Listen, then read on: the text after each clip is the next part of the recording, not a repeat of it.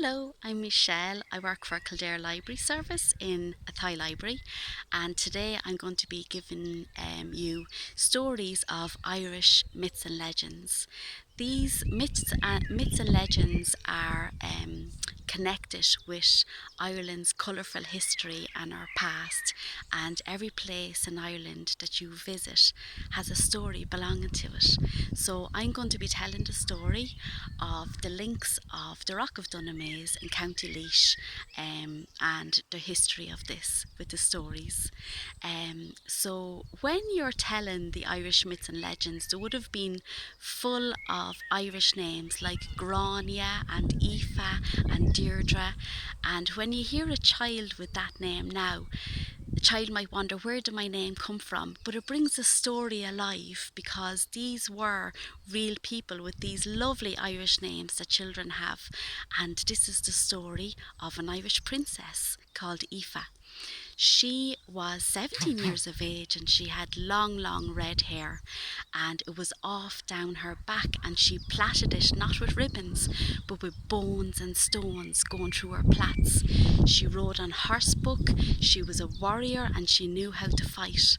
And when her father told her that he was to be banished from the land of Ireland, he was going off to England to ask the English army to fight for him, for his name was Donald MacMurrough, which still strikes a bitterness into the heart of any good Irishman now.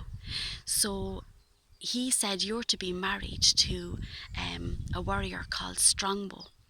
And she wanted to meet him first to see what he was like, because there was the Brehon law in Ireland there, which meant any Irish woman didn't have to marry who the father said. She could choose her own husband.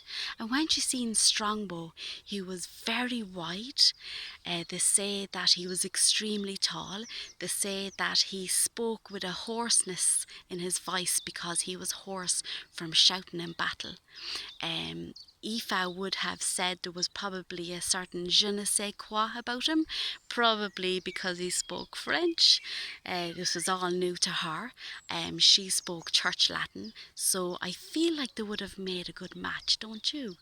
So Strongbow went to Waterford first and had a battle down there in Waterford and took over the land. He wanted to marry Aoife, the daughter of the King of Leinster, because it meant that he would gain land through this, and when the King of Leinster passed away, that the title would go to him. There's a beautiful portrait in the National Gallery of Ireland of their wedding day in Waterford Cathedral, and that's the length of a whole room that portrait is, and that'll be lovely to go and see when the lockdown is over. The Rock of Dunamaise was given as their honeymoon home, their marital home, when they first got married, and you had to gain entrance through the drawbridge here. And if you were an enemy and you managed to gain entrance through the drawbridge, there would be boiling water poured down on top of you at the castle gates. You can go up to the next gate there and you'll see the land in front of that, where they would have trained the young warriors with, what would they have had, swords, steel rods, hammers, for battle. And you can still see that there's still very tiny windows, like slits, for the warriors to shoot the arrows out of, the archers, as they might say, to shoot the arrows out at their enemies there. You can make your way up to the main hall, the Great Hall, where Aoife would have given birth to her son and her daughter that she had. And you can see the size of that. You can see the stairwell where Aoife would have walked up the stairs to her bedroom residence in the evening when the fires were gone down. The water source for the Rock of Dunamaise was actually in the Great Hall, and that's why the town people set up residence in Portlaoise, because the next water source was Portlaoise. They wouldn't have walked through the main hall for the water source.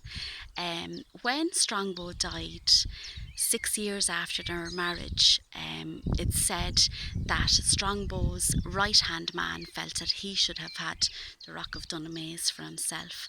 But Aoife, being the strong warrior that she was, she stayed here for 5 years fighting for the residency of this castle for herself, which was then passed down to her daughter Isabella. So thank you for joining me for the history of the Rock of Dunamaise today. I loved having you. I miss you.